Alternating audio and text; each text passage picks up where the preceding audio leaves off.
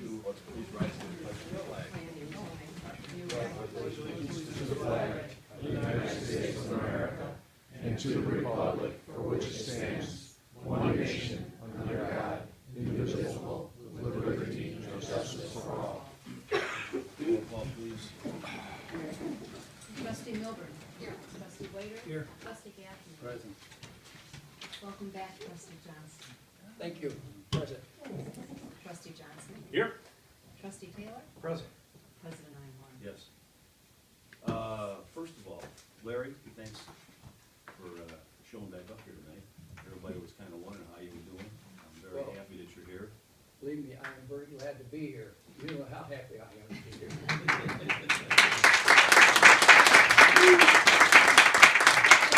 My wife's also happy I'm here. She had to get out of the house for a little while. And we should also mention that we have one other acutely infirm individual who is here tonight, and that's Karen Cole back there, who's been under the weather for about, I don't know, what, 3-4 weeks, something like that. And There is something I want to say to you. go ahead, Larry. I would like to commend Trustee Waiter for doing his job and doing my job since I've been gone. And it's a lot of work he did, and he did it real well, and I just want you to know that I really appreciate the work he does. Anytime, anytime. It's gonna be nice to report tonight that in the presence of Trustee Johnson, I will not be approving public safety. Yeah, exactly. Okay, that takes to the citizen speak portion. Is there anyone in the audience who wants to speak before the board this evening? Yes, ma'am. Hi, Jennifer Becker, and I was calling for coming to request block to be closed on July 26th for a block party. Or Jennifer Martell, Oh, yeah, my okay, Jennifer okay. Martell. Yes, and it's, under. Number 5. new Yeah, number business. 5. Okay, we can take that now. I'm gonna see it on here. The date is July 28th. Six. Oh, So close. That's Saturday, correct? Well, let's look. July. Before we get, I'm pretty sure. before we get any farther, it says Yes. 20. Is it 26? 26th. Okay, 26.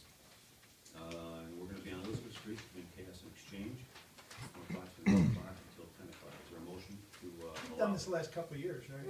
Yeah. I'll make a motion to,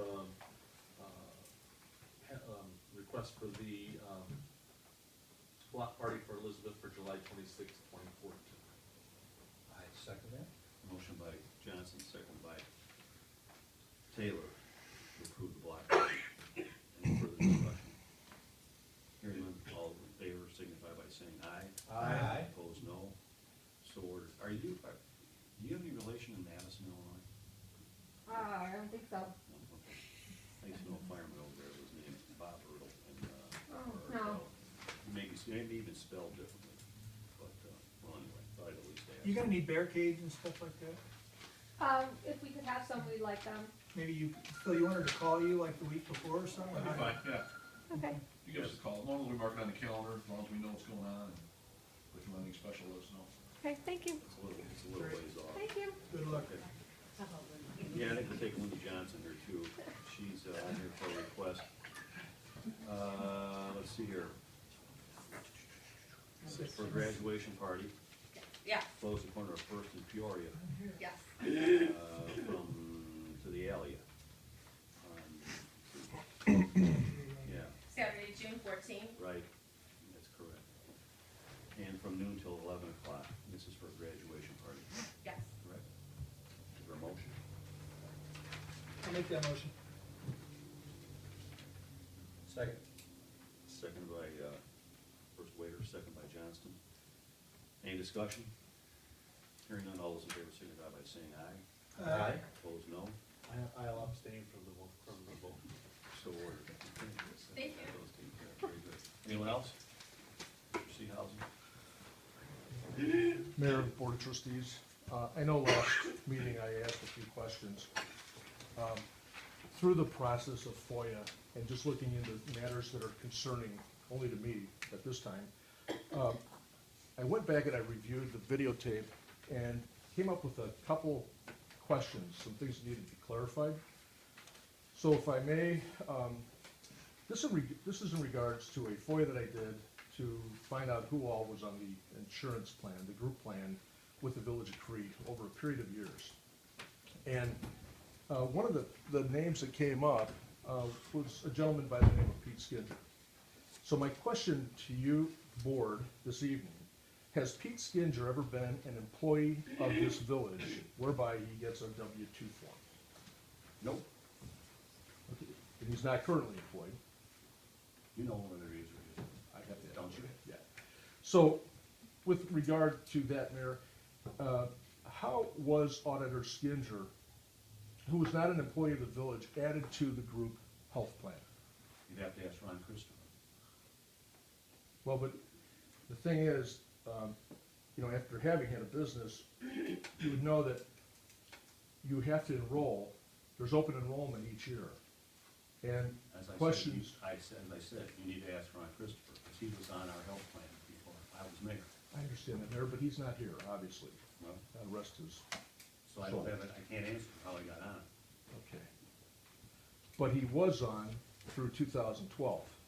And he paid all of his premiums like any other person would. So could anybody here in the audience tonight, any part-time employee, anybody like that, could they also get on insurance? I would think not, because they don't have to be the village's auditor.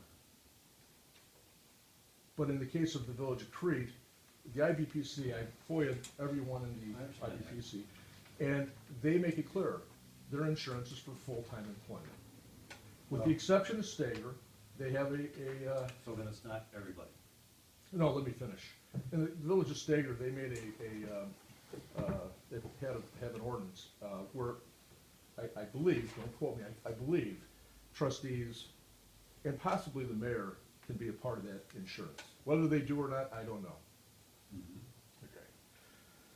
So my question is, over the years, when Humana, I believe we had Humana at one time, Blue Cross Blue Shield now, questionnaires had to be filled out for the employee and for the employer. And questionnaires are pretty specific. They want to verify that the employee is an employee. So if that were the case, how would that happen? How would that questionnaire go out to the health insurance provider if they weren't an employee? Tom, you got any idea? Well, Mike, the questionnaires, and again, this is going back now, and I can only speak for the 10 years that I was here, which we had Humana before I started, so I don't know what was filled out with respect to that. And then when we switched to Blue Cross, I believe each person had to list their information on there. I don't recall offhand whether it says that somebody has to be, you know, what their particular status is with respect to that. I would have to look and see on the Blue Cross form, but, you know, Don indicated that everything has to be filled out every year. That's not the case. That wasn't the case when we switched from our old broker to the IPVC. Nobody They just took required everybody it. that was there. Everybody, they took people that were in the plan That is correct. from previous years to, with respect to that, so. And again, I'm not sure exactly how it's listed on that particular, application or employee status form or whatever they call it. Right. And we've been told by, I believe we've been told by our carrier, at least I think you and I have had discussions about this, and that is we can pretty much choose to cover anybody we want to cover, that are in our employee or have a relationship with the village, as long as we're willing to take on that responsibility. They pay, or whoever pays, whatever the board decides, And that the providers, and the provider's okay with it. right, And Don, that's the distinction you need to make. I think Mike said he paid his premiums just like anybody else would. That's not necessarily the case. We pay the large majority of the employees' premium, or what it costs to insure them. What Pete's arrangement was, he paid the entire amount. The village never had any out-of-pocket with Pete. So, and that, when I got on the board, it was back in a time when employers were picking up the entire cost of everybody's insurance. And when I got hired where I'm at now, I didn't pay a penny for my insurance, I didn't pay a penny for my kids' insurance, I didn't pay a penny for my wife's insurance. And now I'm paying a large portion of it. And it's just where we are in this time and with what premiums have done and what insurance costs have Crete done. Township used to pay the full insurance costs for all their trustees. Yeah. Oh, I understand. But in the case of insurance, you enter a risk pool. And in this case, right now, we're in the IPPC pool. And when you have, you know, hypothetically, something happens to something, you have a catastrophic claim, whatever, that can add undue burden to the cost of the entire plan. That's why you're in the pool. Well, that's correct. And that person could also maybe not have a catastrophic claim and And reduce. donate Good to the for it. pool, exactly. Sure. So that's why they call it insurance. So let me ask you, with the Village of Crete, we have I think a $30,000 self-insured, No. we're not, 35,000. oh, did it go up Yes. recently? Okay, I'm sorry. So if he were to have had a And claim. that's not just Crete, that's everybody. No, I understand, but if you were to have had a claim with anybody in the Village of Crete on the group plan, would that have been part of, would some of that cost have come out of the pool to take care of that? If that person were the first person You know on, how insurance works, don't you, Don? I do. Okay, what's your answer? The answer to that, I would assume, would be yes. Absolutely. So- We cover up to $35,000 of every claim. And it's paid for with the premiums that we pay. Is that on a per year basis, or is that annual, is it over the life? It's or is it- any claim, Okay, whether you have a hangnail and you have to go to the doctor and have it removed, or whether you have open heart surgery, we're responsible for the first 35,000. The subgroup collects or covers between 35 and 125, and the big group covers anything over 125. 80% of all of our claims are paid for and are less than $35,000. It's not just us, that's industry. That's industry-wide, that's right.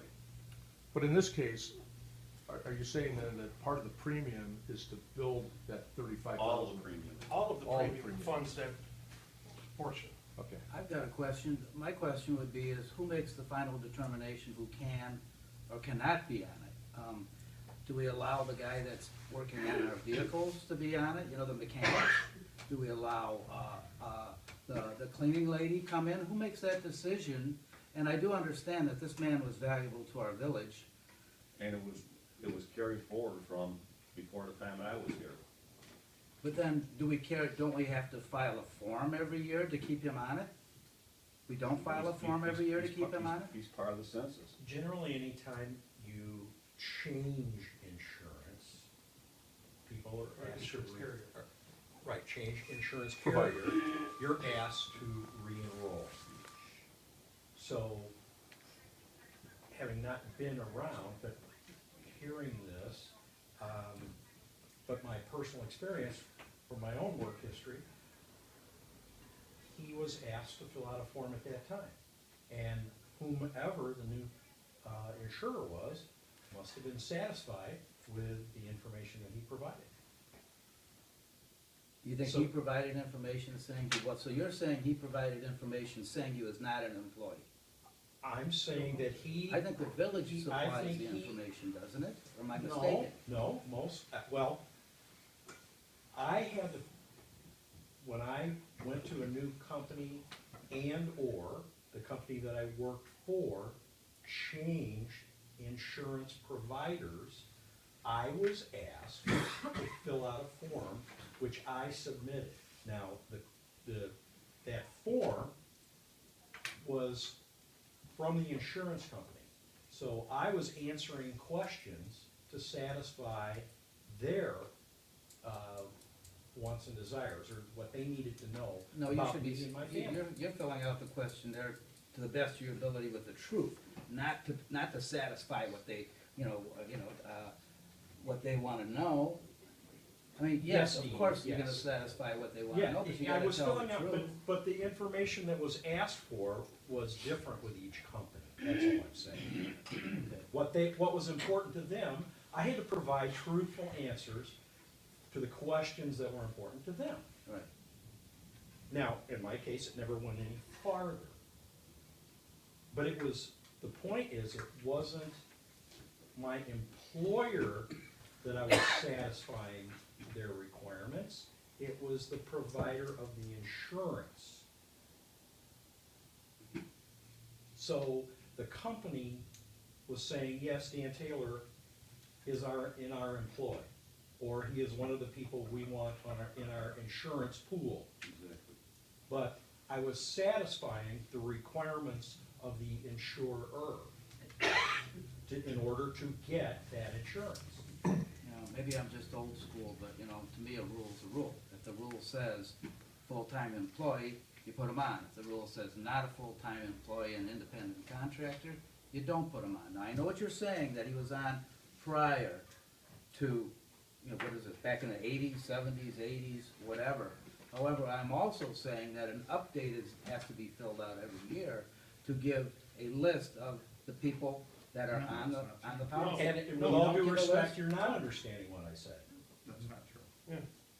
You're thinking about it from maybe like a small 1 or 2 people or 3 people in a group. When they take the group, they take the whole group, and that's the way it works. And but each individual that, a roster is submitted. These are the people that are, whatever the arrangement is, and I think That's what I that's, just asked. that's The key. roster is submitted. But Yeah. it doesn't dig into the. But that doesn't mean Do you're, it every year. Yeah, you don't do it every you year. don't do it every year, and it doesn't mean, because your name is submitted, that you will get insurance. It depends on the information that you provide to answer the questions that they ask you. Okay, so getting back to these, And we, So I wanna be on it. and I could be wrong, but ever since we got into the group setting, we haven't done that stuff for years, because, Done what stuff for years? you know, in other words. The forms like Dan's Yeah, referring yeah, to? right. No, that was the first time we did that was when we switched from Humana to Blue When you Cross. switch, Yeah. yeah. When we switched from one carrier to another. Like I said, when we went from our old broker to IPBC, we still had Blue Cross. We didn't. They took the census from one Yeah. one broker and put it into the new when we joined the IPBC. Exactly. And Dean, you say the rules, there are no rules. If you wanna propose tonight that the village starts insuring all the trustees and their wives, we can certainly discuss that in dialogue, and if this board, I'm sure we won't, but if this board were to say, yes, that's the direction we're going, then we do it. There's no rule that says I can't insure the trustees' wives. There's no rule. It's what we decide as a board. So, I don't know, you know, you're old school and you don't break the rules, but there are, I don't know what rules you're talking about, because there are no rules that say we will only provide insurance for full-time employees. well, let's clarify that, you're correct, there's no rules in Crete for that, but all the other participating members in the IPPC do have those rules. Anyway, so then I have another question to the board. I'll Well, get I don't off know this that that's quickly. true, Don. Right. You stated as fact, I don't know that that's true. Okay. Anyway, my question is, the board member, I asked this a few months ago, when you go through the unanimous consent agenda, you're all approving the bills through the unanimous consent agenda, correct? Mhm. And my question to you guys is, do you actually check the bills? Do you actually, Absolutely. I mean, the other trustees? You do. Yeah, okay. I was in at noon today doing it. Tom, where Yep. was I sitting when I was doing it? Clerks does. Thank you. I checked the bills that are under my responsibility, I checked them today. Good. That's good. That's what everybody would expect. One last question. I was attending the Police and Fire Commission meeting the Wednesday following the last board meeting. And this has to do with archives. If you're buying new computers for the village, it came out at the meeting, the police chief, Coletti, said he was getting a new computer. My concern is archives. The comment, which it was a comment, we're gonna wipe the computer clean. Of course, I assume that when you do that, you're gonna properly archive the information. It doesn't work like that, Todd. Exactly, does anybody know how that works? I don't. Everybody here knows how it works. Do they? Sure. Okay, can you explain You it? take this computer, you clone it to this computer, all the documents come off of this one, go on your new one. This one now is clean of the documents that belong to you. That's how it works. Okay, And to be perfectly fair, what was he referencing cleaning his computer to? no, I understand that. No, but maybe everybody else does. So why don't you tell us what he was referencing or why he was even making a comment about cleaning a computer? The question came up during the meeting, the police and fire board needs a computer, a new computer. A new computer. Yeah, Right. or a different computer. So in order for them to get the old computer, it has to be all the, the security and the information that isn't for the eyes of the public have to be scrubbed off the computer. I understand that. But what I just wanna verify, It's not true. it's not true? But it was As in the mayor reference, said, the information came from the old computer and was put on the new computer, so nothing is lost. The scrubbing has to do with cleaning off all the information off the old computer, because police and fire commission is separate from the village. And putting a new operating system on that computer, because the one that the chief had was Windows XP, which is no longer supported by Windows, by Microsoft. That's what it has to refer to. Very good, you articulated that very well. Well, good, I'm glad somebody could. Well, I thought that's what I said. so with that, I guess I don't have any further questions. Thank you. Anyone else? All right, let's go to the unanimous consent agenda. Anyone have issues or questions for the bills? I do have one. Marty has asked me to, let me find it here.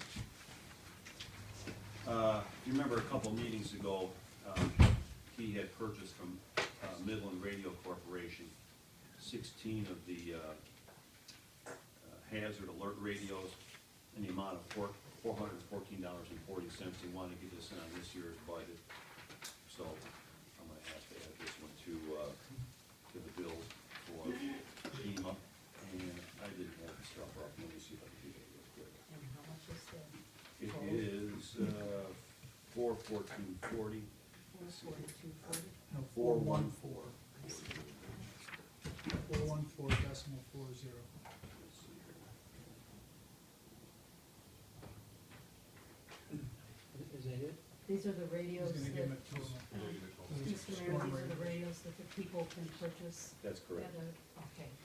His total is gonna be $29.96.25.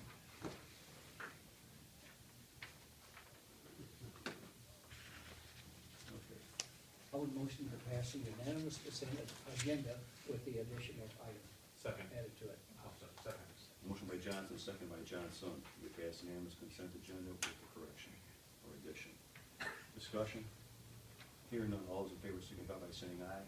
Aye. Opposed, no. So ordered, okay. Yeah, Marty's gonna, has the original bill. I don't need to make this, do you? No, it's okay. I'll take care of that. All right. The girls in the office, you know what, if you're gonna throw it away, yes. Just as a reminder. Okay. Hey guys, as a general rule, just so you know, if you guys change a bill or add a bill or delete a bill, it's a real good idea to make a note and get it to Wendy, because otherwise, if she doesn't hear any changes, any corrections, any deletions, she's gonna assume that the way the bills were submitted are how they're gonna go down, and it just helps her out a whole lot if you add, change, or delete a bill. To make a note, if you got the bill, make a copy of it, obviously, and then make sure it gets on her desk somehow, or you give her a call the next day and let her know that there's been a change. It really helps her out a lot. Okay, having said that, trustees and mayor's report. Trustee Taylor, Nothing this evening? trustee Johnson. Yeah, Mike, I got a couple of things. We are in the process right now of flushing hydrants throughout town. We're about halfway through. At this point, Phil was saying somebody about next Friday or something like that, we'll be completely done with it, so we are in the process of that. The other thing I wanna bring up is, we talked last meeting, we're still been talking to HR Green. We met on, what day was that? Last Tuesday or Wednesday? Tuesday or Wednesday, with, Leiden, No, Lane West. Lane Western, I'm sorry, Lane Western, to look at their system, for water filtration. And, after listening to them, we came up with, Mike actually came up with a nice, topics here for some questions and stuff that we need to look at. But I think Lane Western, is maybe not something that we're looking for, so, I think we're gonna look with the Amiad system, and we're looking to, do the test program, which is coming up here real soon. So, what I'm gonna be doing is I'm looking for a motion for not to exceed $55,000 for us to go into that, contract with them and, do the test program. And, that all hinges on, their timing as far as, the test cylinder to be able to be in our territory and an area and stuff like that. So, but we want to get it going sooner than later. So, I'm looking for a motion for that, not to exceed $55,000 to start our test program. Are you not making that motion? Second. For the sake of discussion, because I think we have some questions on it. This is actually on our old business. Just to clarify, your motion, I believe, is covered under the agenda. Oh, I Item thought it 2 was- under old business. That's okay. You know what, I thought we were, I didn't know I had, I thought I could do it right there. So that's fine, we can go right there. Should we go in, I can go back to that. Yeah. Okay. You wanna handle that, you wanna handle that under old business? I'd rather handle it Handle it under over. business. Okay, all right, no problem. because- All right. Anything else, So Steve? your motion's withdrawn. Withdrawn, Thank you. until we get to that. You have anything else? No, that's all I have. Okay. Larry, anything? No. Dean? Yes, I do have a report. I just wanna make sure everybody can hear me okay. Sometimes I'll speak loud enough so you can hear me. I'd like to report, my report would be about discussing of the hiring of employees, full and part-time, and job descriptions. And I'd like to bring up some occurrences that has been brought to my attention. As you may or may not know, of course you know now, we've hired a position that has been vacant for a while. We advertised and received several hundred applications for the administrative assistant position, and there she is now. I believe the village has done its due diligence in this hiring process. It appears now that we are ready to hire, we have hired, after interviewing several applicants. Now, the real reason why I bring this up is because at the April 14th board meeting, and I want to be careful to make sure that this is all public and nothing is going to, I'm going to talk about was discussed back in the, in EC, was a discussion on the agenda, quote, compensation and employment of a specific individual. No further information prior to the board meeting was given to me regarding who the individual would be or what the position was. I didn't even know whose idea it was to put it on the agenda. I come to find out that the position is for financial director. And there was a person that was earmarked for this position. And it's common knowledge that she is already working for the village as an independent contractor, if I'm not mistaken. And I do believe she's making between $35 and $40 an hour as an independent contractor, 1099 form. Made about $10,000 last year. There was no further information supplied to me regarding, and the reason why I bring this up is because it came to a board, it came to a vote. There was no further information supplied to me regarding the specific duties.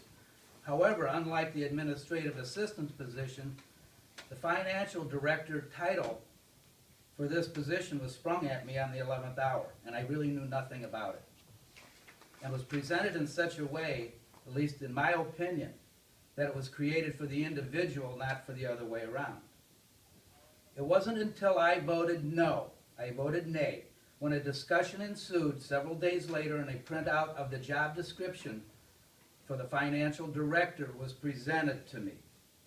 In my way of thinking, that's like closing the barn door after the horse gets out. I do not believe I was elected by the residents of this village to make rash decisions without the facts. If after a year of holding this office, and it's been 1 year now, and people have said to me, wait a year, get your feet wet. Well, the year is up. And if you've come to the conclusion that I'm not in lockstep, when I'm not presented with information, or I'm spoon-fed last-minute information, or people want me to vote a certain way, you're correct. I'm not going to vote a certain way, and I'm not going to be in lockstep. because I needed the information, which I believe I did not get. I can tell you the duties of that position are quite extensive, including overseeing all the financial operations. I really find it incomprehensible that a $12 million corporation, and that's what we are, would hire an outside, part-time, independent contractor to handle these very important duties. Now let me tell you about part two of this particular problem, the way I see it.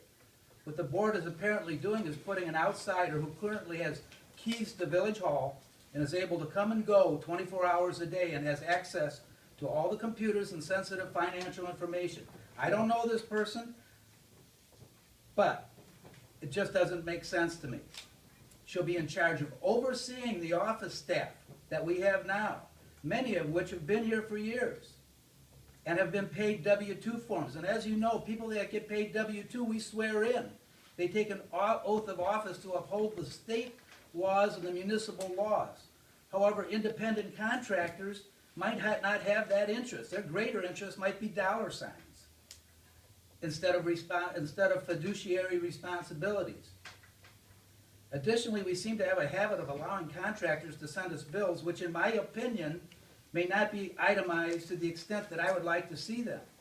As an example, if I owned a repair shop and was under contract with the village, would Police Chief Paletti entrust me to the keys to the police department building, even if I was a friend, relative, neighbor, or all-around good guy, to go in day and night and send a bill for a brake job? But that is effectively what we're doing with this financial director position. There are apparently those that think that's okay. But now let me tell you part three of the problem, the way I see it. After the last board meeting, we went back into the boardroom, to the public. We returned to the public boardroom at 9:42 p.m., at which time Trustee Johnson made a motion. Now let me read from you the minutes, what we just approved, what that motion was. Quote, upon returning to open session at 9:42, a motion was made to adopt the title of a part-time financial director for Maria as part of a reorganization. Motion by Johnson, second by Wader, ayes 4, nays 1. The motion was made and adopted that the financial position director, Maria, for the organization. The big problem, the way I see it, fellow board members, who is Maria? And now that we've ratified this tonight, just a few minutes ago, maybe I got to go through the yellow pages to find out which Maria we're talking about to be financial director. Because in the minutes and the motion, no last name was given of this person. Actually, I had a previous bookkeeper named Maria Jones, who might be just showing up for the job tomorrow. Now, that's really not funny, but it is sarcastic, and I understand that. I know some of you might be thinking, Dean, you're making a bad joke out of this. But quite honestly, it's really not funny. And instead of shooting the messenger, let's fix the problem. Let's face the facts, fix the problem, and do what's best for the people of Crete, not for people or persons individually. Personally, I would like to see, if you're going to create this position, which I believe has merits, is to put more thought into this instead of a once and done deal that has been rammed through. I'm not sitting on this board because I want to be friends or I want to be liked. I didn't ask for this job because I thought it would be easy, profitable, or fun. I take this job seriously. How about looking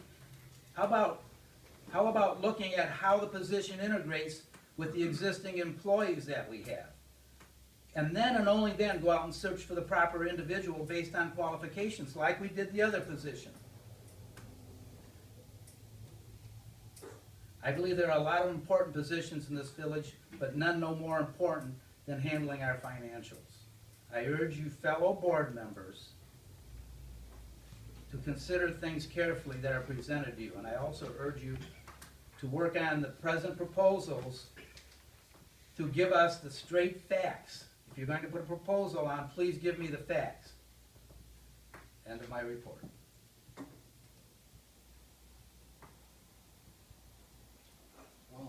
sufficiently insulted the majority of the board, Yes, you I have. guess maybe we can move over to trustee Waiter, I have no report. trustee Milburn. No, thank you. It's no insult, it's just my just my opinion. I'm not The, insulting anybody, you vote the way you want.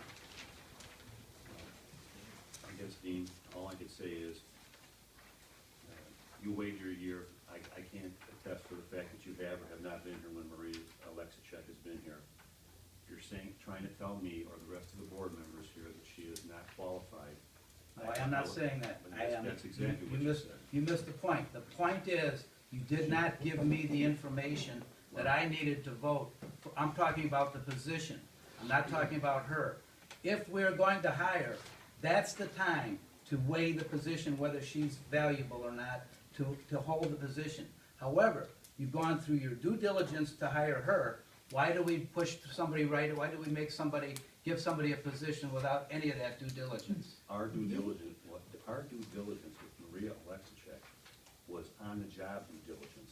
She's been here for almost 3 years. We did our due diligence 3 years ago on Maria. Before you even got here. She is a CPA and an MBA, and she's agreed to work for us pretty much on an on-call basis, which is what she's been doing since we hired her, and I'm trying to think, it's gotta be at least 2 years, maybe 3 years ago. She has helped us with working on the office reorganization. She's prepared virtually all the financial documents required to do an audit for the last 2 years, and this will be the 3rd year that she's doing it. And she did work for our previous auditor, is that correct? Not here, though. Our previous auditor. Yeah, but not here. She audited Moni at that time. She did not audit Crete.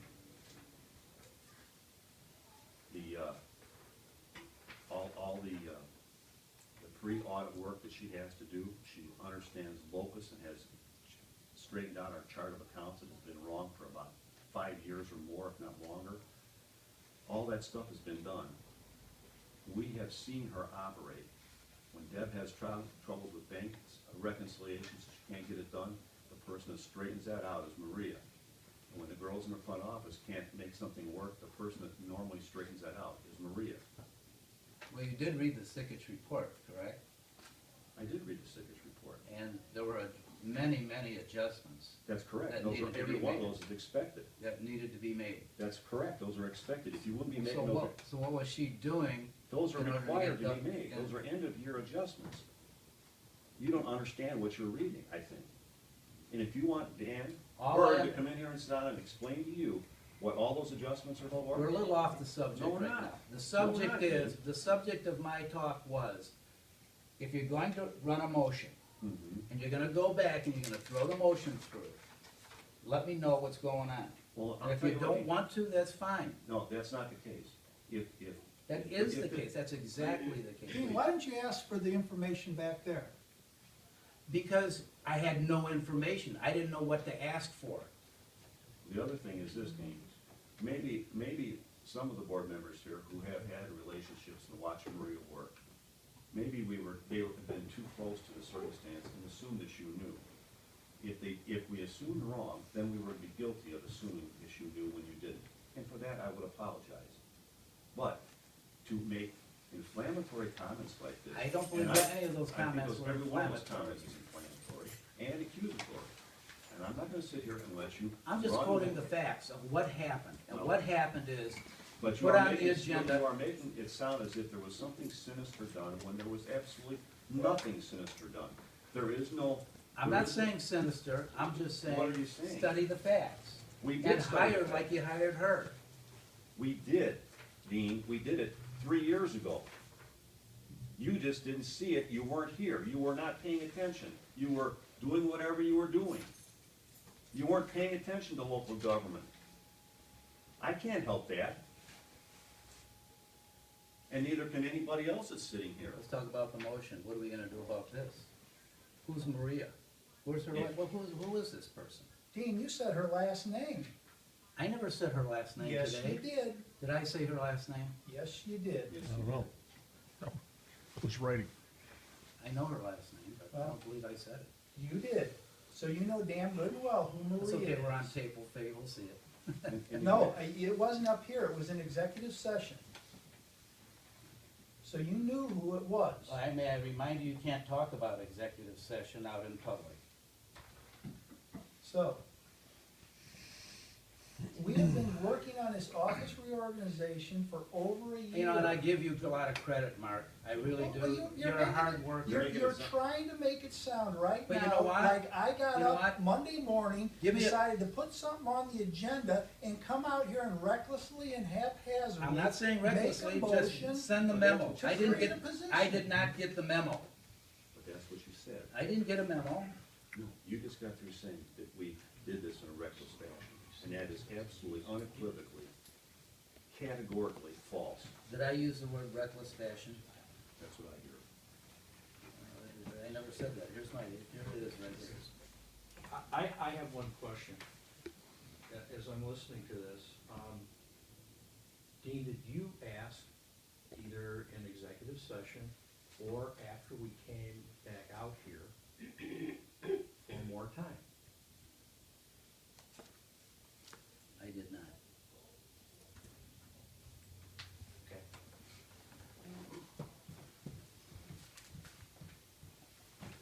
I'm sorry you feel the way that you do, but, and really, if you would, you know, So Dan, did No, you I'm know not that saying this that. was going on? Did you know that this person, what was gonna be discussed back there? Did you know that what her last name was and what the position was? Based on what the,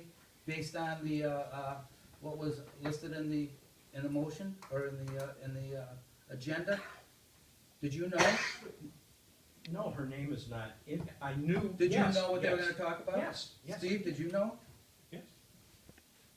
Mark, you obviously smooth. Wendy, did you know? Wendy, What? Oh, I'm sorry. who's Wendy? I'm sorry. I'm upset. Dean, Holly. Holly. I'm sorry, Holly. Did you know what they were gonna talk about? No, I didn't get the memo. Well, no, You got the agenda. You got Did the you agenda. inquire? It's not my job to inquire. There are people, I work for a living. There's people here making six figures whose job is to inform me. I'm sorry. No. That I'm is sorry. correct. You got an agenda at the same time we all got the agenda. And it's an And executive if you session and have a- cannot be talked about until, But you can ask, But you can ask inquire as what to it's what for. okay, it so it's is. my fault for not going and snooping around No, to you find don't- out you don't what's have to- going on you don't have to in an snoop. executive meeting. All you gotta do is call and ask that guy right there. He can tell you what it's gonna be about. I asked you a year ago, when something was gonna go on executive session, and I asked you, is this something I should know about? It was gonna be on here, and you said no. A year ago? It was on discussion about the union. And it was my first meeting, the very first meeting, I said, is there something I need to know about before I walk in there And to the reason executive session? you wouldn't need to know about the union negotiations is because during the executive session, the attorney will explain to us what's going on. Well, with wouldn't it the- make sense to let me be informed, because I'm gonna vote no the next time if you don't tell me anything. If you don't inform me of what you're doing, Dean, as a general rule, if you research a topic and you're inclined to be accepting of that topic, you vote yes. If you thoroughly research the topic and decide to be inclined to not support it, you vote no. If you don't have enough information, you should abstain from voting. That's generally how it works. actually, I do have more information, but I cannot give it to you at this Well, time. you told me after the board meeting, when I asked you what the rub was, you said I didn't have enough information. That's correct, from the board, from what you were talking about. We're just going around in circles. We are. Well, okay, let's move forward. Under my report, I have a couple quick things for you. First of all, after all is said and done, we are here tonight to appoint a fellow by the name of Tim Brennan to the Planning and Zoning Commission. And Tim is in the audience tonight. Tim, you want to just say a couple words about yourself and, you know, I think you should have Karen's going like this. Karen interviewed Tim, I interviewed Tim, Tom Durkin interviewed him, and I'm not sure anybody else has had a chance to, but Tim, in my eyes, is a pretty impressive fellow. He's new to the village of Crete, and I think he brings a wealth of knowledge, and Tim, why don't you give a little bit of your background? Sure. Thank you, Mayor Iron. I appreciate this nomination very much. As Mike said, I've only lived here for actually a little over a year. Although I've owned my house in Crete for 3 years, it was in such horrible condition that it took 2 years to actually make it habitable. But I love that house. It's 150 years old. It's my baby. It's my princess. She's also my primary drainer of my bank account.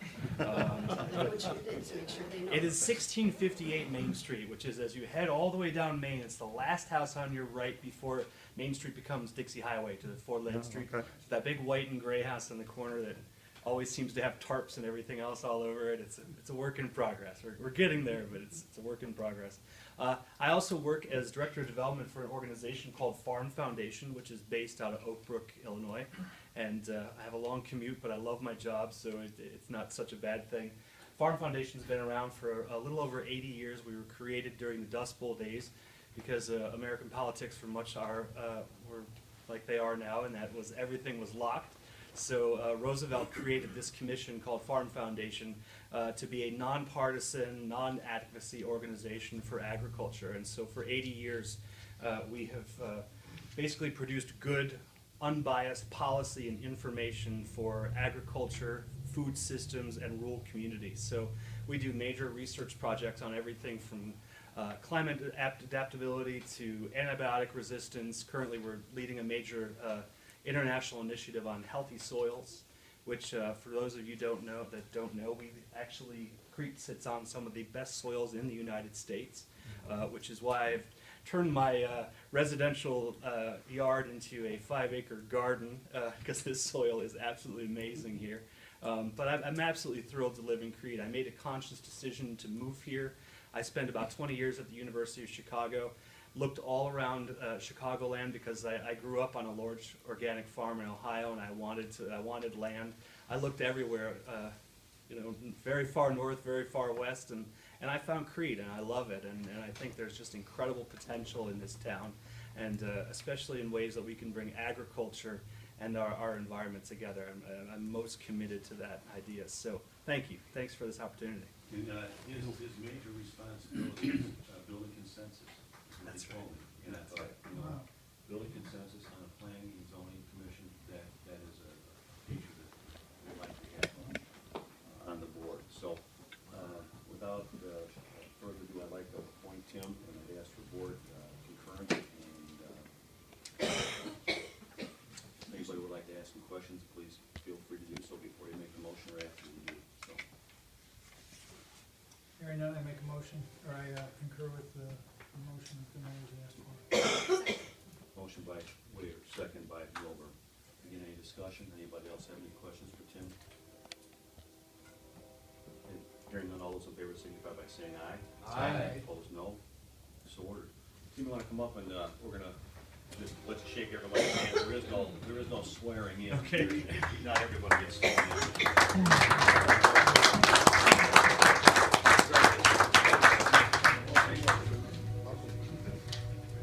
Turn this way. Hey, Marty? Nice to meet you. Good luck, Tim.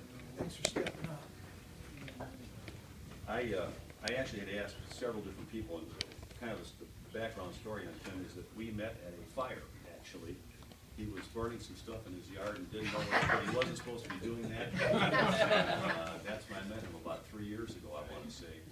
And then when Andrew John Nelson left the planning commission, I kind of been doing with it for a while. I had asked a couple other people I thought would be interested, and they chose not to take the position. And then sometime, what was it, like November or something like that, you said, I think you sent me an email, but I thought, I gotta go back and resurrect that, so that's how that all came to be. Other things that I have this evening, quiet zone update, right here in my grubby little paws, is the quiet zone submittal. This is called the public authority application. It's 57 pages long of all the things that I had to do in order to be able to get the quiet zone approved. I sent this out, we sent out 12 copies of this to 12 different individuals, some in the railroad industry, the FRA, who has got it. I've heard feedback from Union Pacific. They say,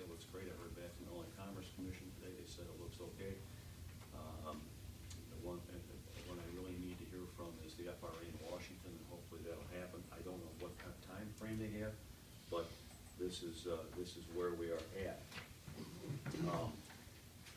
Going forward, what will have to happen here is once we get the approval, and I hopefully pray that we do, then I'm gonna have to ask the board to approve a budget. And because this is a one-time thing, I would expect that we would take it out of the corporate budget, and I'm gonna build that into this coming year's appropriation ordinance. Right now, we're at about $42,000, $46,000 roughly. And I could go through all the different items that we have to have, about over 40 different signs we have to put up. We have to do some curb replacement and some paving in one spot. We have to be able to put the lane delineators down on 4 different roads. Lane delineators cost about over $40 a foot, and we have to pay Public Works for the time to do that. We have some pavement markings that have to be done with painting. So again, the total number looks like it right now is about $46,000. So I'm giving you a fair warning that when it happens, we get this back, that's what you're gonna be asked to approve. And then, once we have all the work done, then the railroad will come out and inspect what we've done. They'll inspect all the crossings, and if they give us their blessing, then we have to issue a notice of establishment. And that, I believe, has got to be out there for 20 days, and after the 20 days, the horns stop. So unless there are people in the right of way, there's some sort of an emergency, you know, the kind of things that you would normally expect they would blow the horn for, if there's something critical going on. So, but the routine blowing will actually stop, and that is at every crossing from First Street to Crete Road. Now, there are 2 crossings in there, I wanna make this perfectly clear, there's 2 crossings in there that will not get anything other than signs that says, no train horn, okay? No other improvements will be made at those. So, somebody thought that only the ones that you actually put the delineators on and stuff, that you would not blow at those, but the ones that you're not doing anything with, you have to blow. No, it's the corridor, folks, that's the zone, I guess I should call it. So, anyway, that's a story on that. The next thing I had under my report was the discussion of the tree program. And again, I'm working on the appropriation ordinance right now, and I guess I need to know what kind of appetite the board has got for spending some money on trees. I'm not thinking that and Phil and I talked about this, you know, we're not talking about spending a ton of money, but if we do a little bit each year, you know, and choose the right size trees where, you know, we're not gonna be buying something that's 4 inches in diameter and plant it because it'd be way too expensive. But if we wanna get involved in this, we need to develop a program. I was requested by another gentleman in town who said, are you gonna have one just this last weekend? And I said, geez, I don't know, I had already written it on my agenda item here. And they said, well, maybe you could do a 50-50 match maybe to make the money go a little bit farther. So, you know, we could try something like that, but I need to have some direction, you know. Aren't you really, you're really gearing this towards the replacement of the ash trees Yeah. that we have had to remove because of the emerald ash borer? Yes, I mean, that's, So- we're gonna wind up losing quite a few, Phil knows that. We've taken down, roughly 40, something like that so far, and there's a lot of the ones that we're trying to save by trimming stuff out of them, but at the end of the day, you're gonna wind up losing them. We gotta find the right kind of trees. You know, some of them have been planted in areas where we're glad that they're not there anymore, because they are in the foul of wires, and we wouldn't be planting them in that kind of position anymore unless we do what they call an understory tree, where it doesn't get so high that it interferes with the wires. So I'd like to maybe put this on the agenda under old business for the next meeting so we can discuss this. If you have any kind of ideas about what this program should look like, please get the time of the next, well, whatever the next meeting is, I'm not sure what date it is. 12, okay, so you got a little more than 2 weeks to talk with him about it, so we can put together maybe a 4 or 5 point operation. The same goes for a sidewalk program. I'm currently looking at doing a sidewalk program using some public benefit money. Again, I'm thinking maybe in the range of about $25,000, because we haven't done a sidewalk program in a long time. And, we have some spots that, you know, every year Larry Stocking comes up to me and says, Mike, look, you know, we need to do this. I got all these places that people are complaining about the sidewalks, and we should really try to take care of some of these. So, as opposed to just ignoring and hoping it's gonna go away, which we know it's not, I'm gonna pitch to you now, and then when we get to the appropriation ordinance, kind of expect to see that in there.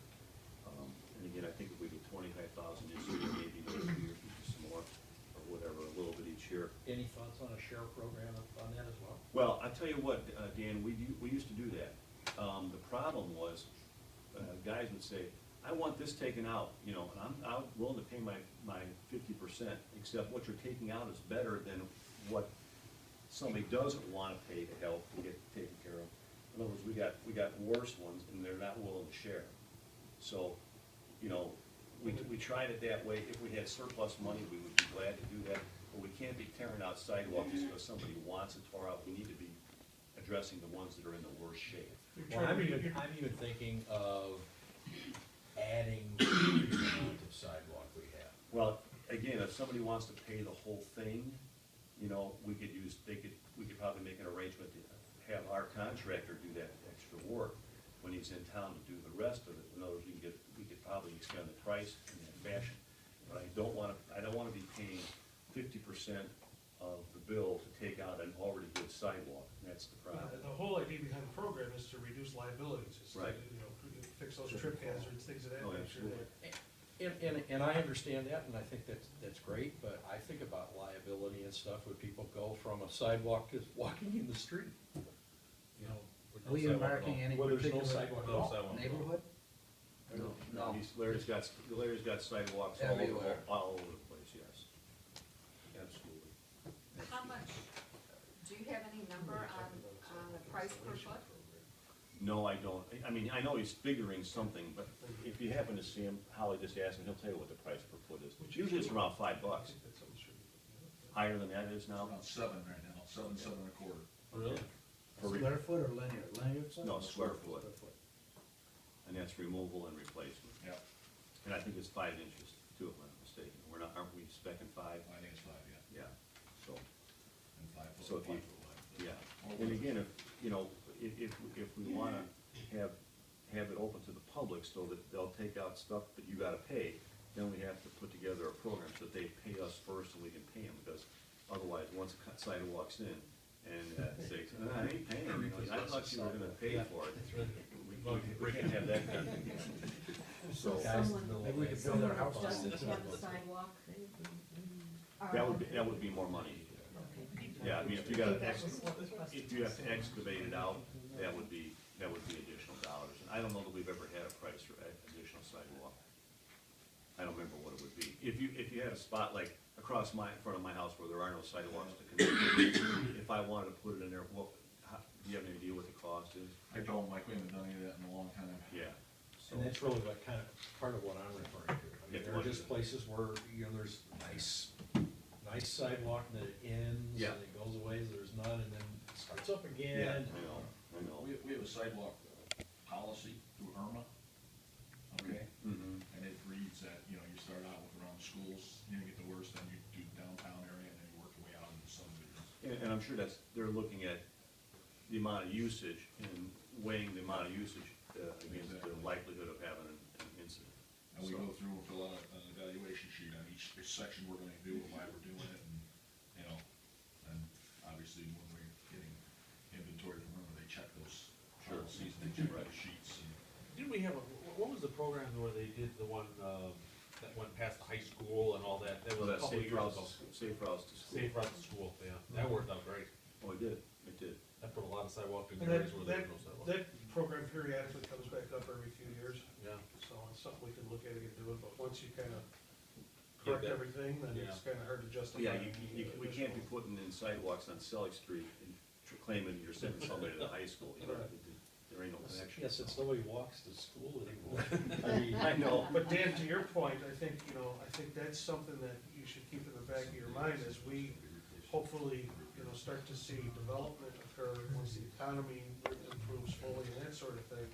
That part of those requirements of the developer are to put the infrastructure improvements in, which include includes sidewalks. Well, So that's why you see up on Coles, for example, on one side of the street, at that time, the developer put the entire sidewalk in, and on the other side of the street, the arrangements that were made, it would be the individual lot responsibility. That's why there's a sidewalk in front of Culver's that starts on one side of Culver's and ends on the other side and doesn't connect to anything. As those other lots develop, we are gonna have, those connections will be made with respect to. I'm thinking that there are probably lots within the village that are, would have sidewalk on them, but they're part of a bigger lot. Sure. They may be buildable lots, but they're not developed, and there's no sidewalk across them because they're part of another larger parcel. The other thing I have is I went to a meeting over in Sauk Village last Tuesday, I think it was. Tuesday or Wednesday. It was hosted by Thaddeus Jones, who's our state rep. And it was an interesting meeting in the sense that quite a few of our local legislators were there. And we had the opportunity to discuss a number of different things. And I have to tell you that I kind of scolded the guys a little bit. And my comments to them were this. Whether you realize it or not, right now there's a 3-horse race. And there are 3 horses running for a cliff. And that cliff is bankruptcy.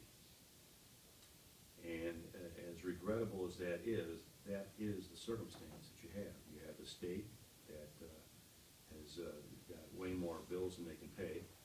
And then you have the issue of public safety pensions for municipalities and how they conflict with the ability to pay. Whether you know it or not, I think we talked about this once before, after 2016, municipalities run the risk, if they are underfunded in their public safety pensions, that the pension plans can in fact request the comptroller, I believe, or the treasurer, to garnish the state-distributed funds and turn the money that municipalities would have gotten over to the pension funds to the extent that they are made whole and funded at 90%. I have no clue as to what amount of money that is, and we kind of talked about this a little bit at our last meeting. So you have the problem where if you wind up losing a bunch of money to the municipality because the pension fund takes it, it makes them whole. If the municipality doesn't fund the pension fund, then the pension fund risks bankruptcy. So you have these 3 horses getting ready to dive off the cliff, and although there was not one of them that argued the point with me, I think is what I would like to say. So it's not a good situation, and it's just really a question of who winds up going off the cliff first. So kind of keep that in mind. The last thing I have is at that same meeting, there was a company called FBRPAL, F-B-R-P-A-L, and they're a rather unique company, but not too unique. You know how we line sewers with I don't know what you call it, what the material is, Plastic resin. Yeah, plastic resin, lining will be doing the sanitary sewer. Well, they have the same thing available for water mains. And, which was kind of, I mean, when you think about it, I guess that makes sense. Obviously, the dye is, the main itself. It's done virtually in the same way. It's a different grade of material because it's carrying potable water as opposed to sewage. But they're claiming they can save anywhere from 10 to 30% in the cost of doing it. It is a little bit complicated, not the process necessarily, but you have to remember, while you take that piece of main out of service, you have to still provide water to all the houses. So you have to have a pump around, so to speak. And they claim that they can do that without much problem. They're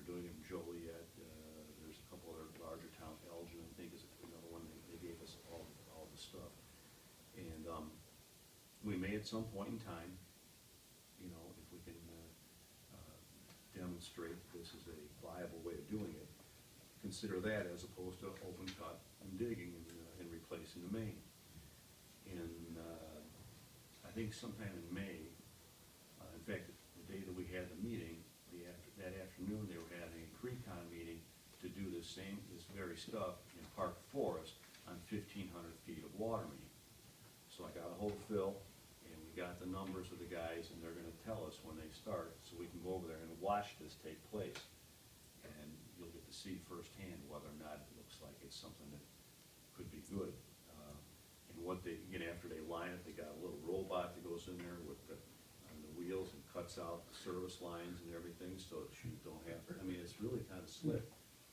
And they typically replace the valves, that they work from valve to valve, they replace the valves at that time, so that you can,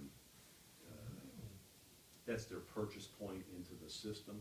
You know, they'll take a valve out, then they put a valve back in, and then you button the system back up. So, I actually, when I went to the Public Works Convention in Chicago, was it last year, Phil, or was it the year before when I went down? Last year, I think it was last year. A lot of places, not a lot, but there was 4 or 5 guys that were doing that, so it's, you know, it's coming of age, and, you know, if you got $1 million project, and you can save 10%, you get an extra $100,000 to spend on making the project go farther, if you're bound and determined, or you take the savings, you know, so just something to be looking forward to. Can they go all the way down to 4-inch main? 4 up to, I think, 20. Wow. Yeah. Yeah. In fact, the guy told me that they got the job to, you know, where they were doing work like in the Spaghetti Bowl downtown, or some kind of ramps were changing right now. There's some huge water main that's going underneath that area, and rather than try to take the road out, and you know, and they don't want any kind of possible leaks, they're lining that stuff, because it's just impossible to, you know, stop the traffic on the Kennedy Expressway for 3 months while you cut a trench across the road. Isn't gonna happen. So, and this stuff has got the same life expectancy as, you know, any other water main, which is 50 years, and could obviously be a lot longer than that, as we've had that. So, the other things I have will come under Steve's stuff for the HR green thing. So, anyway, Tom, over to you. Thank you, Mr. Mayor. Here tonight with us is the person we searched high and low for, from East Coast to West Coast, Canada to Mexico. And lo and behold, she was right here in our backyard. Yes. Maggie Platter is here tonight. Maggie is starting as the administrative assistant position, human resources supervisor, on May 12th. Will be her first day, which is 2 weeks from today. And I wanted her to come tonight to formally introduce her to the board and to the public, and have everybody who doesn't otherwise know her meet her, because she is a resident of Crete, has been all her life, is a graduate of Crete Loney High School. And she holds a degree in finance from the University of Illinois at Urbana-Champaign. And for the last 3 years has been working at the Joliet Job Corps in Joliet, and prior to that was working as a staff accountant with a private accounting firm. So we're wonderfully pleased to have Maggie, at least I am. I promise your office will be clean by the time you start. Maggie, if you want to say a few words. Hi. Public, hi. I'm Maggie, and yes, like you said, I went to the University of Illinois, and I live right in town here. I left for a bit, but I like it so much I came back. I look forward to working with all of you and, you know, getting to know local government a little better. So. I will tell you, Maggie, first of all, we're very happy to have you here. But I will tell you that this process of hiring somebody was not anything like we expected it would be. And just as a little side note as to how this all took place, you know, we had like 600 applicants. Thank God I wasn't required to look through all 600, but Trustee Waiter and the administrator, they kind of pared it down to a manageable amount. And then when we started interviewing people, after the very first person, I looked at Mark, and Mark looked at we have to interview anybody else. I mean, that's how impressive the first person was. And she was not the first person, you know. And then we went, I just couldn't imagine it getting any better, you know. We go to the next person, and it's like, holy Moses, this one is as good as the other one, and maybe even a little bit better. And I thought, is it possible that out of 600, the first two are gonna be like hitting the ball out of the park? And then we had one that wasn't as good. And then we had another one, I can't remember how it all went, but we had another person who was like the third one that was like really, really good. And then we had Maggie, who was really, really good. And we sat back in that Tom's office and called each other names for about 3 hours one day, trying to figure out who was gonna be the right one and who wasn't. And, you know, it took us a while to get there, but, And then we brought in the second string of. oh yeah, we had the second string of interviews done by Holly, because we were thinking, you know, we were deadlocked. We needed another set of eyes. Yeah, is we what need another set of eyes. We thought maybe if we get somebody else that can knock us off a dead center here, we would do that. And, Holly helped knock us off a dead center, and I'm glad you're here. I appreciate the opportunity. So, it was, then I thought it would be an easier opportunity, an easier choice, if you will, I mean, easier process. So, I can't wait to get here, because I got all kinds of stuff for you to do, so. Could you at least wait till the Run. 13th? Exactly. Yeah, she's starting, Because I got all kinds of stuff for her to do too. the, 12th Yeah. of May. Next, 2 weeks from tonight, right? Is that right, 2 weeks from tonight? Yes. Yeah, 2 weeks from today. Okay. Anything else, We Tom? hope she shows up at 8 And, a.m. just to let you know, you're not required to be at these very lengthy evening board meetings. Nothing else. Phil, anything? Nothing. Lyle? I have nothing. Do I see Leonetti back there? Anything? No, sir, no report. Karen? Nothing. Marty? I do have one thing. Oh, we're gonna try something this summer here with code enforcement. We are going to do a paint the town promotion where we are going to try to encourage people when we're out telling them to fix their fence, paint their house, put up new shutters, whatever it may need. And what we've done is we've got a program where we're trying to include some of our local Crete businesses by offering these people a 10% discount. 6 of the businesses in town have been very gracious to participate. Oh. We have 6 businesses from our local business that decide they would like to participate in this. Ace Hardware, Crete Garden Center, Crete Lumber and Supply, McNally's Crete Nursery, Mo's Feed and Garden, and Shorewood Home and Auto. So, every time we go out and knock on a door and try to tell somebody, hey, you know, fix your fence, paint your house, whatever it may be, we're gonna include one of these notices to try to help them get a discount maybe and buy their stuff locally, keep the, you know, work in town, at the same time, get our problems resolved. So, we'll see how it works out. Beautiful, Very good, Marty. Very great. Great idea. Okay, good.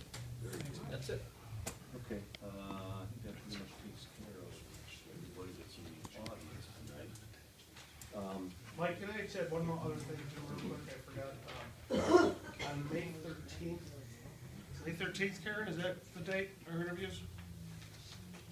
No, I've totally forgotten. I think it's May 13th, Karen and I will be traveling down to CMAP offices to interview the 2 consultants that responded to the RFP for the comprehensive plan update, which will be funded 100% through the CMAP Local Technical Assistance Program. That day, we hope to interview both consultants and then select one with the assistance of CMAP for the, so that we can start updating the comprehensive plan, probably at this point sometime in early to middle June is when it'll start. So I'll keep the board posted as to who is selected and when they will begin. We're looking at about. And what one kind of exciting thing is one of the 2 consultants was just given an award by the National APA of being, what did they call him, the most innovative consultant of the year or something? They received, Seehausen was one of the consulting groups that responded, or consultants that responded along with their team. And Seehausen just received a American Planning Association National Chapter Award for the most innovative, an emerging, I think it's the emerging planning firm in the United States. The other firm that responded. I will have to say is equally as good. They're all pretty much very, very good, and it's one that's been around for probably 40 years, and that's Camiros, which I'm sure many of you have probably heard of in the past. So it's going to be quite an interesting day of interviews, and I think either way, we're gonna end up with a good quality comprehensive plan update. You know, Tom, I should back up a little bit on my report. One thing I didn't tell you about, and that was I got a phone call last week from John Fortman.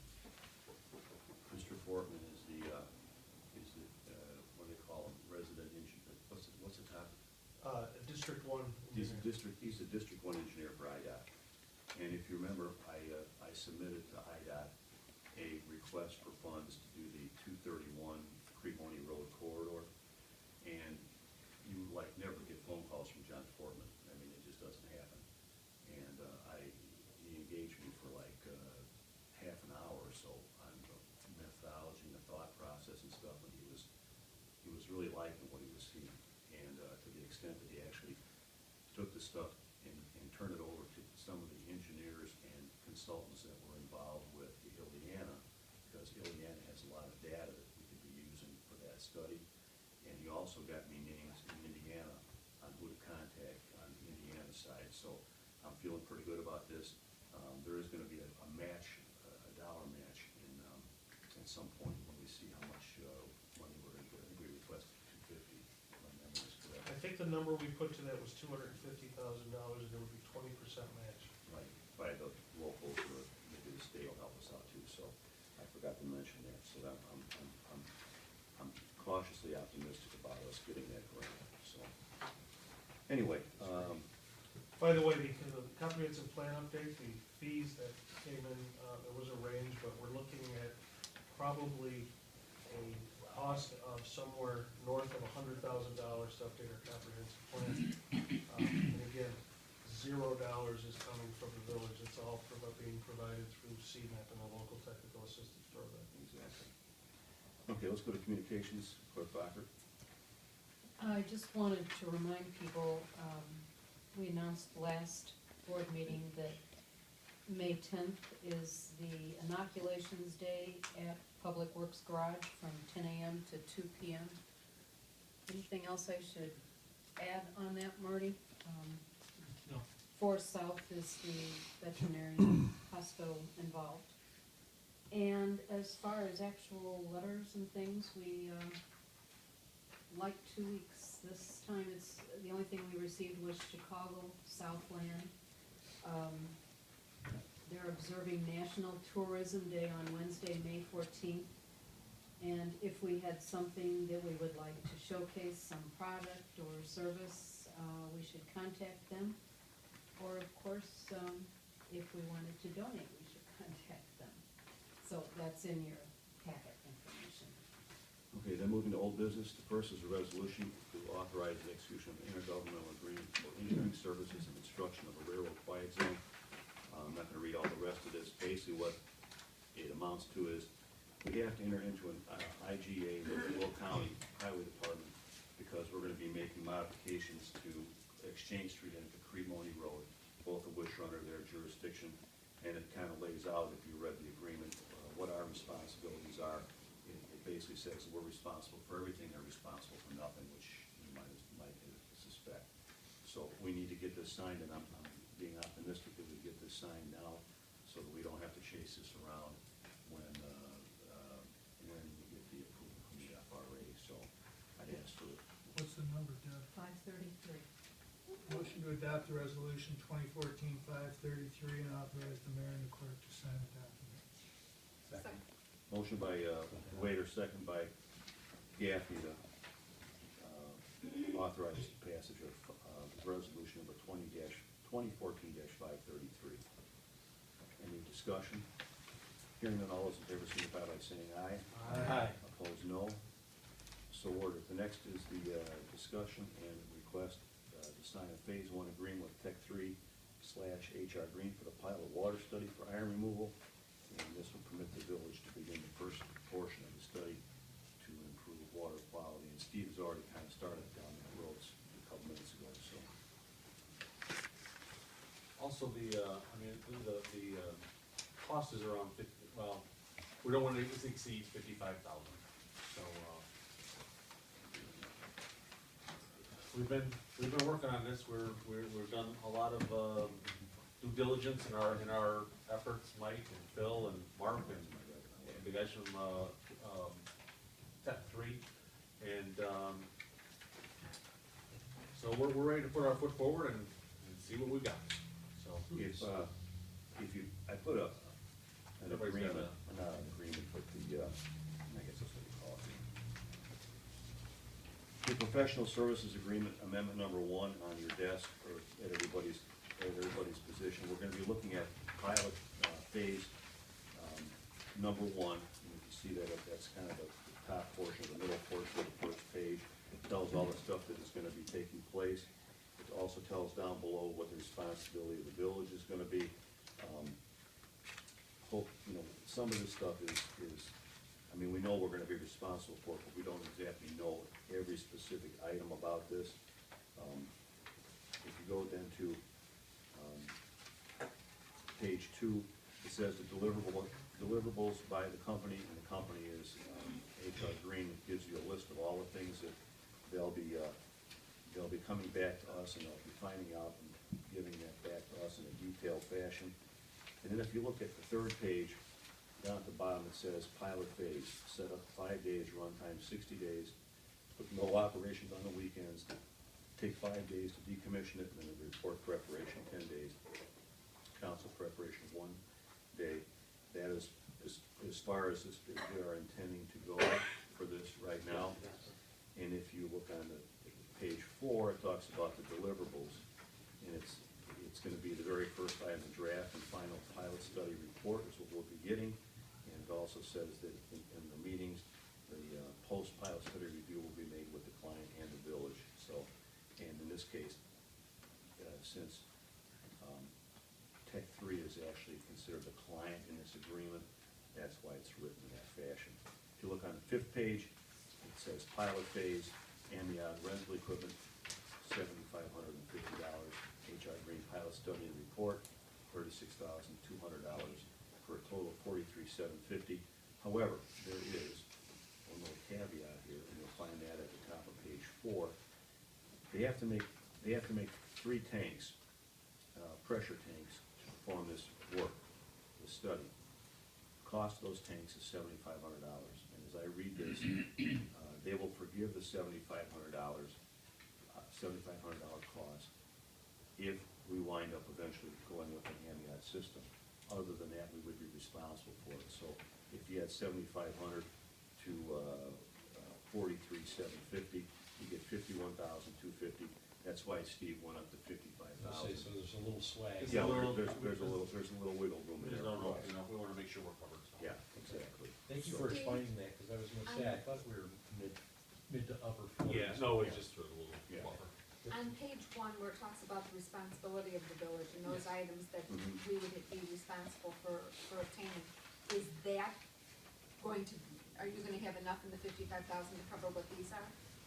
We're thinking that we will, Yeah. unless something crazy comes down the road. We don't know if they're gonna be using like a garden hose, or whether we're gonna have to, do big piping, because we haven't seen what the pilot system looks like yet. We're just not. But they've done pilot systems before. Can they put a dollar amount on this? Actually, we haven't asked them that, I suppose. I guess we could, we haven't, you're right, we have not asked them that. We can. And if we have to adjust it, probably we'll come back to the next meeting, Yeah, I guess. we just really wanna get our foot in the door so we can get online so we can get them, Get the schedule get the set up. schedule set up so we can get this, the pilot piece out here. Right. Because we really, originally when we started this, we really wanted to do it in April. Of course, weather wasn't that great, and then we're making sure that, as we went along here, there was, a little road bump, we wanna make sure and double check and, so I think we're making that progress. I'm pretty sure we're okay. We're not gonna really get the information we need any other way but Right. to do this. That's the unfortunate part. There is not really any substitute way to get this information that I can find. So, My brain was somewhere else when you mentioned Lane Lester. Did you meet with them? yes. We did. And what came out of that meeting? I'm sorry if you're repeating yourself, I apologize. Well, they have